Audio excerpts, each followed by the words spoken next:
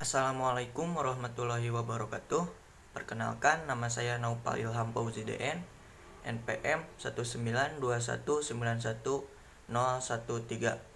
dari kelas 2A Pendidikan Jasmani.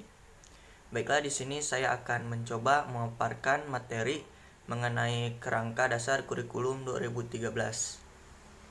Dalam kerangka dasar kurikulum 2013 ini terdapat beberapa poin di dalamnya, yaitu ada hakikat kurikulum, landasan kurikulum, prinsip kurikulum, struktur kurikulum, dan standar nasional pendidikan. Untuk yang pertama adalah hakikat kurikulum. Kurikulum 2013 adalah penyempurnaan dari kurikulum berbasis kompetensi yang menyempurnakan standar kompetensi lulusan dengan dikembangkan sesuai tuntutan kekinian Indonesia dan masa depan sesuai kebutuhan. Penyempurnaan standar isi diuraikan atas kecukupan dan kesesuaian dengan kompetensi. Untuk hakikat kurikulum 2013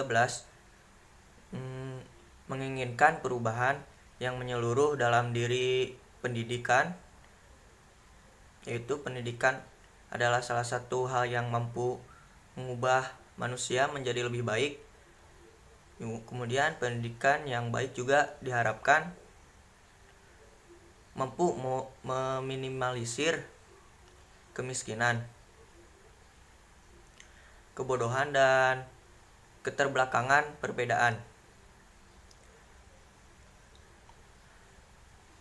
Kemudian konsep perubahan terletak pada sikap, pengetahuan, dan keterampilan yang dalam kurikulum 2013 dinilai secara keseluruhan, tidak terpisah-pisah. Kurikulum 2013 merupakan bekal bagi siswa sebagai subjek didik untuk meningkatkan kreativitas dan dimiliki karena posisi siswa diberi porsi yang dominan. Kemudian yang ketiga ada landasan kurikulum.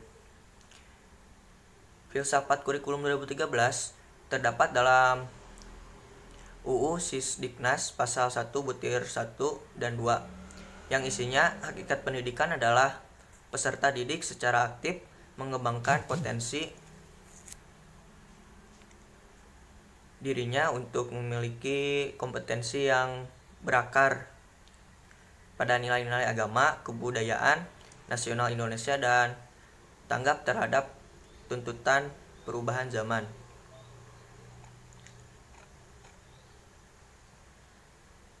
Kemudian Notonegoro mengatakan bahwa pendidikan nasional bersifat eklektik inkorporatif,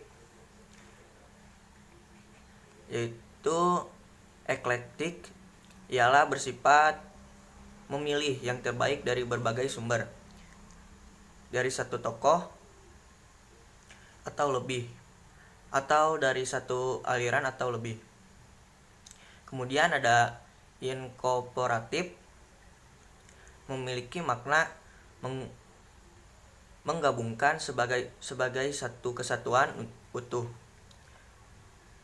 Kalau digabungkan yaitu eklektik dan inkorporatif, yaitu merupakan pendekatan yang bersifat memilih yang terbaik dari banyak unsur yang tidak bertentangan dengan kepribadian bangsa untuk dicoba digabungkan menjadi satu kesatuan utuh. Kemudian yang ketiga ada prinsip kurikulum 2013. Di dalam prinsip kurikulum 2013 ini terdapat beberapa poin, yaitu ada dari siswa, yaitu prinsipnya dari kurikulum 2013 itu yaitu dari siswa diberi tahu menuju yang mencari tahu. Kemudian dari guru sebagai satu-satunya sumber belajar menjadi belajar berbasis aneka sumber, yaitu bisa belajar dari internet, dari buku seperti itu. Kemudian ada dari pendekatan tekstual menuju proses sebagai penguatan penggunaan pendekatan ilmiah. Kemudian dari pembelajaran berbasis konten menuju pembelajaran berbasis kompetensi. Kemudian dari pembelajaran berparsial menuju pembelajaran terpadu. Mata pembelajaran dalam pelaksanaan kurikulum 2013 menjadi komponen sistem terpadu. Kemudian pembelajaran yang menerapkan nilai-nilai dengan memberi keteladanan, membangun kemauan, serta mengembangkan kreativitas peserta didik sebagai pembelajar sepanjang hayat. Kemudian memanfaatkan teknologi informasi dan komunikasi atau bisa kita sebut dengan singkatan TIK untuk dapat meningkatkan efisiensi dan efektivitas pembelajaran. Kemudian yang terakhir ada pengakuan atas perbedaan individu dan latar belakang budaya bangsa.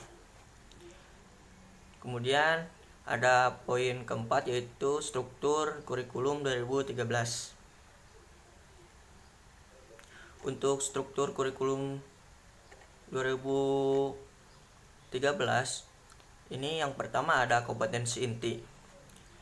Kompetensi inti sekolah menengah atas atau madrasah aliyah merupakan tingkat kemampuan untuk mencapai standar kompetensi lulusan yang harus dimiliki seorang peserta didik SMA atau MA pada setiap tingkat kelas. Kompetensi inti dirancang untuk setiap kelas. Melalui kompetensi inti, sinkronisasi horizontal sebagai kompetensi dasar antara pelajaran pada kelas yang sama dapat dijaga. Kemudian yang kedua ada mata pelajaran. Struktur kurikulum SMA atau MA terdiri atas mata pelajaran umum kelompok A, mata pelajaran umum kelompok B, dan mata pelajaran peminatan akademik kelompok C. Kemudian yang ketiga ada mata pelajaran pilihan. Mata pelajaran pilihan merupakan mata pelajaran yang dikembangkan berdasarkan kebutuhan dan perkembangan keilmuan, teknologi dan seni yang memiliki tingkat urgensi yang tinggi dan memiliki manfaat jangka panjang bagi bangsa Indonesia. Kemudian yang keempat yaitu beban belajar. Beban belajar merupakan keseluruhan kegiatan yang harus diikuti peserta didik dalam 1 minggu, satu semester, dan 1 tahun pembelajaran. Kemudian poin terakhir dalam kerangka dasar kurikulum 2013 yaitu standar nasional pendidikan. Untuk standar nasional pendidikan itu terdapat beberapa poin di dalamnya, yaitu ada standar isi. Standar isi merupakan ruang lingkup materi dan tingkat kompetensi yang dituangkan dalam kriteria tentang kompetensi tamatan, kompetensi bahan ajian, kompetensi mata pelajaran, dan silabus pembelajaran yang harus dipenuhi oleh peserta didik pada jenjang dan jenis pendidikan tertentu. Kemudian poin yang kedua ada standar proses. Untuk standar proses pelaksanaan pembelajaran pada suatu satuan pendidikan untuk mencapai standar kompetensi lulusan. Kemudian yang ketiga ada standar kompetensi lulusan.